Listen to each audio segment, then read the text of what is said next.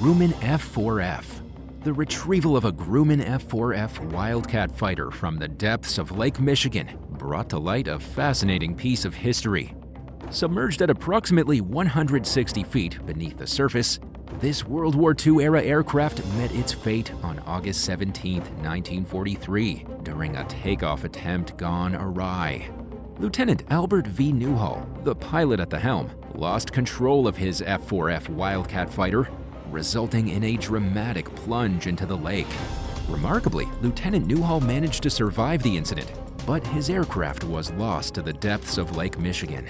During the wartime era, the United States military had utilized the lake as a strategic training ground for pilots. This decision stemmed from the concern that training exercises conducted in the Atlantic and Pacific might be vulnerable to potential attacks by Japanese or German forces. Consequently, Lake Michigan was deemed a secure locale for honing the skills of aspiring aviators. Bomb in the yard. In a community near Antioch, situated northwest of Chicago, a woman doing yard work made a startling discovery as she noticed something protruding from the ground. Curious, yet uncertain about its nature, she shared images of the object online. One concerned individual urged her to contact the police immediately. The uncovered item is believed to be a World War II anti-tank rocket, leaving the origin of its presence in her yard shrouded in mystery.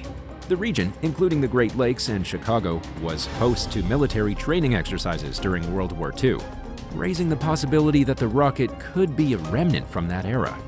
Alternatively, it's speculated that a World War II veteran might have brought it home, burying it in the yard and subsequently forgetting about its existence. Prompted by safety concerns, local residents were evacuated while bomb squad officers safely extracted the suspected explosive device. Ambiguity surrounds both the duration and circumstances of the object's residency in the yard, and uncertainty persists regarding its current status, whether it's inert or still possesses the potential for detonation. The bomb squad was summoned to securely transport the explosive to an undisclosed location where it was safely detonated. Fortunately, no injuries were reported in the incident. Do you own any antiques or relics from World War II? Let us know in the comments below. And if you haven't already, be sure to subscribe to the channel. Lost artwork. During World War II, Nazi Germany engaged in the widespread plunder of Europe's artistic treasures, accumulating around 650,000 pieces of artwork stolen from museums, galleries, and private residences. A significant portion of this cultural theft targeted Jewish citizens, encompassing not only artworks but also personal belongings. Unfortunately, numerous pieces never surfaced again, with many succumbing to destruction during bombings or disappearing without a trace, including renowned works by artists like Raphael, Vincent van Gogh, and Rembrandt. To this day, valuable artworks remain missing. The Germans' objective in this systematic looting extended beyond mere acquisition. They intended to establish the Führer Museum in Adolf Hitler's Austrian hometown, showcasing some of the acquired pieces. However, not every artwork was earmarked for public display. Some were branded as degenerate and slated for destruction, a fate shared by books, Torahs, and various cultural documents.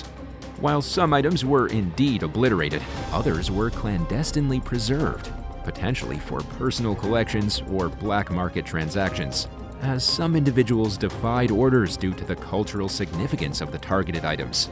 Upon learning of this cultural plunder, the United States initiated the Monuments, Fine Arts, and Archives Program, MFAA, comprising scholars, architects, museum curators, and others from 14 nations. The MFAA's mission was to rescue artworks, artifacts, and significant items seized by Nazi Germany. Operating in combat zones, 2 MFAA members tragically lost their lives during the war. The Salzwedel Althaus See, an Austrian salt mine, served as a clandestine repository for some 8,000 Nazi stolen items. Positioned 2,600 feet underground, with an intricate network of tunnels, the mine provided a secure location, impervious to bombings, and maintained a stable temperature of approximately 46 degrees, ideal for preserving the stored artifacts. Despite the mine entrance being deliberately blasted, the MFAA successfully accessed and retrieved a substantial collection by July 1945, including 6,577 paintings, 230 drawings, 954 prints, 137 sculptures, and 129 pieces of arms and armor. The MFAA's accomplishments were astounding, saving around 5 million items from potential loss or destruction and facilitating the return of many to their rightful owners. Operating on a limited budget and venturing onto the front lines, they demonstrated remarkable dedication. However, the saga of stolen artwork did not conclude with the MFAA's efforts. In September 2010, a routine customs check on a train from Switzerland to Germany led to the apprehension of Rolf Nicholas Cornelius Gurlitt. Gurlitt, son of Hildebrand Gurlitt, the Nazi art curator, raised suspicions due to his nervous demeanor. A subsequent investigation revealed his modest Munich apartment harboring approximately 1,400 framed and unframed artworks by renowned artists like Picasso, Matisse, and Renoir. A search warrant, delayed by a year, eventually uncovered this astonishing collection. Despite selling a Max Beckmann painting for over $1 million during the investigation, Gurlitt was not charged with a crime due to Germany's complex and voluntary compliance laws regarding matters of provenance and art restitution. As of the latest information available, Gurlitt's vast art collection remains in storage, with its future and legal status yet to be determined. The Grey Lake Guns. In 2017, a father and son engaged in magnet fishing at Grey Lake Kings Weston Sluice near Street in Somerset stumbled upon a significant discovery. Their magnetic pull revealed 30 badly rusted weapons and weapon parts in the lake. Promptly recognizing the potential seriousness of their find, they alerted the authorities. Subsequently, the local police dispatched divers who further recovered an additional 80 weapons and parts, bringing the total count to 110. The array of weapons included rifles and submachine guns. The question arose, why were these weapons submerged in the water? The prevailing theory suggests that a post-war weapons manufacturing facility in the area may have disposed of the weapons in the lake after ceasing operations. Interestingly, a few years prior to this discovery, a group of teenagers uncovered around 80 rifles, pistols, and machine guns in a river near Somerset. Instead of immediately reporting their findings, the teens brought the weapons home, catching the attention of their parents. Recognizing the potential danger, the concerned parents promptly contacted the police, leading to the confiscation and subsequent destruction of the weapons. While initially believed to be relics from World War II, subsequent investigations revealed that some of the weapons found dated beyond the war's conclusion. This revelation has sparked additional inquiries into the motives behind dumping these weapons into the river. One hypothesis posits that a gun collector, perhaps grappling with concerns about legal issues and the preservation of their collection, chose to dispose of it in this clandestine manner. The mystery surrounding these submerged weapons invites further scrutiny and speculation into the history and circumstances behind their concealment in the waters of Somerset. Mass graves. In 2022, Polish investigators working in the Bialuty Forest, approximately 100 miles north of Warsaw, made a gruesome discovery. They uncovered 2 mass graves containing a staggering 17 tons of ashes. The somber reality was that these ashes represented the remains of around 8,000 Poles who fell victim to Nazi executions between 1940 and 1944.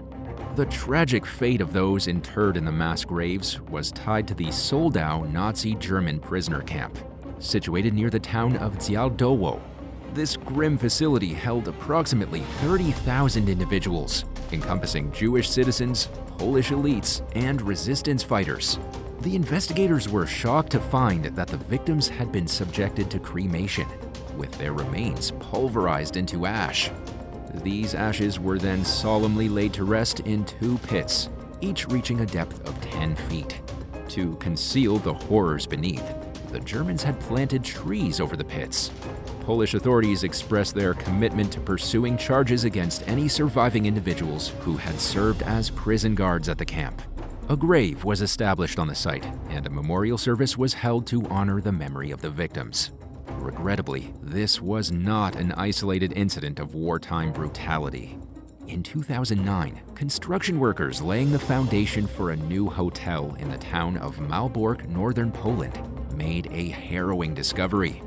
Unearthing human remains, the initial count tallied 60 individuals. And shockingly, the bodies were found to have been buried in a manner described by local officials as appalling and inhuman.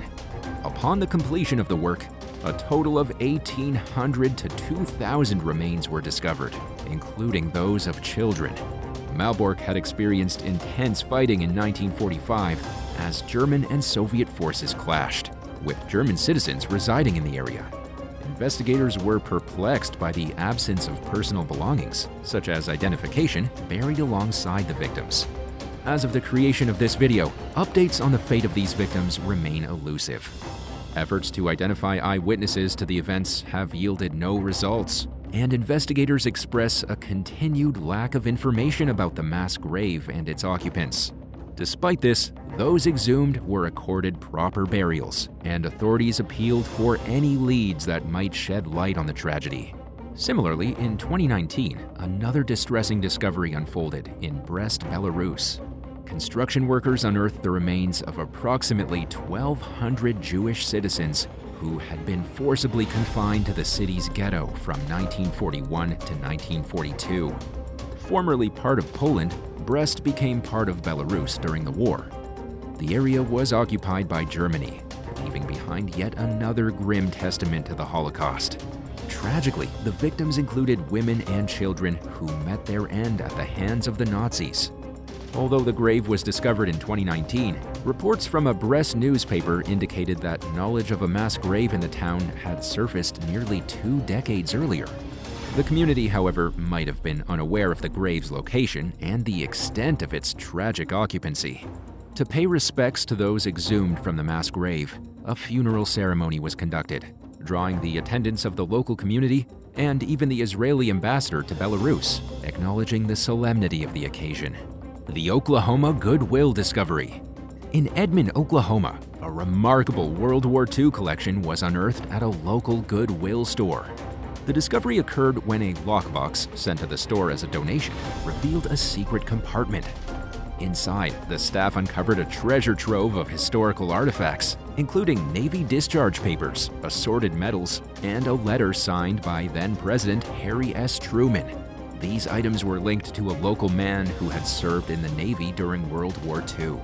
The assistant store manager, speaking to the press, shared insights into the find, expressing confidence that the donor was likely unaware of the secret compartment's existence. Intrigued by the historical significance of the collection, the store staff embarked on a detective mission to locate the family of the deceased serviceman. Despite the man having passed away, the diligent efforts of the Goodwill team led them to living relatives. In a heartwarming reunion, the items were returned to the family in 2023. Goodwill staff emphasized their commitment to reuniting individuals with mistakenly donated items, highlighting the critical importance of the first 24 hours in certain cases. During this period, they can trace a donation back to the specific store where it was dropped off. Beyond this time frame, most donations are redirected to a central warehouse or facility for processing. This story not only underscores the significance of chance discoveries, but also the dedication of Goodwill in preserving and returning items of personal and historical value to their rightful owners. What bizarre stories from World War II would you like for us to cover in upcoming episodes? Let us know down below in the comments. And if you enjoyed this video, be sure to give it a thumbs up and subscribe to the channel. Thanks so much for watching, and we'll see you in the next one. Bye.